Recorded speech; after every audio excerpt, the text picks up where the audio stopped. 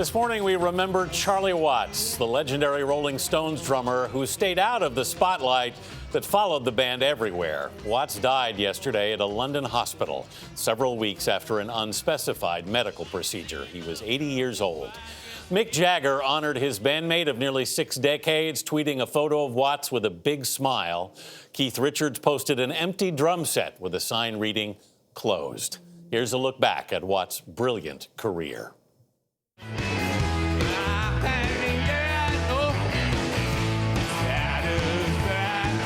In a band known for its brash personality, Charlie Watts was its quiet backbone. For more than half a century, his steady beat anchored the Rolling Stones, which he formed alongside Mick Jagger, Keith Richards, Bill Wyman, and the late Brian Jones. Watts spoke to 60 Minutes' Ed Bradley in 1994. And I always consider myself a drummer, you know, and so that's to keep the time and help everybody else do what they do, you know. I don't really like solo type things. His drumming skills self-taught by listening to jazz greats like Charlie Parker and Duke Ellington. It's one of the faults in my playing, is I never learned to play. The Stones had searched for a drummer for months before finding Watts and feared he might be too talented for them. But he ended up playing on all 30 Rolling Stones albums and on every tour.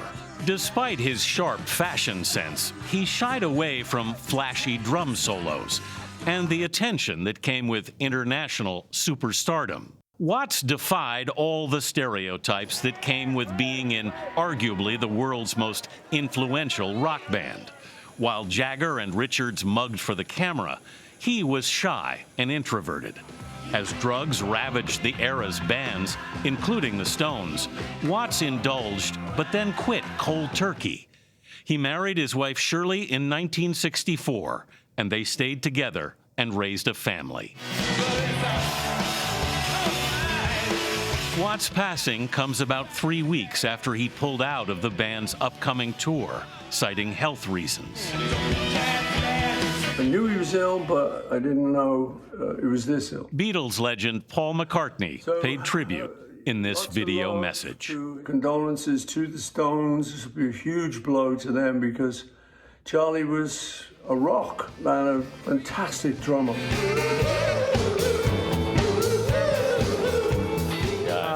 From what I understand, even though he was ill and had been replaced for the upcoming tour, this came as a surprise to the Rolling Stones, too. We still don't know exactly. We don't know what died. happened. We don't know what happened. He seemed to have such a low-key kind of cool. I like when he said, "I don't like solo type things." Right. Well, he's he in said one of the biggest bands in the world. He said at one point, "I wasn't interested in being a pop idol, and I still think it's silly." Oh, it was silly.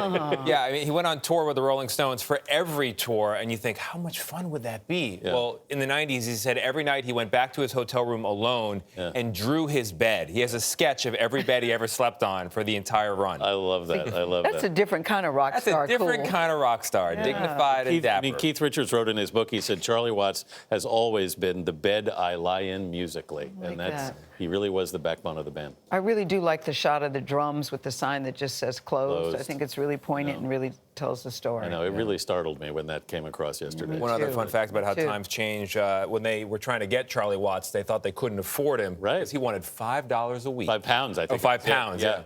Yeah, which seemed like a fortune. Keith Richards said they actually shoplifted so they could raise the money. I don't think he was kidding about that. I don't either.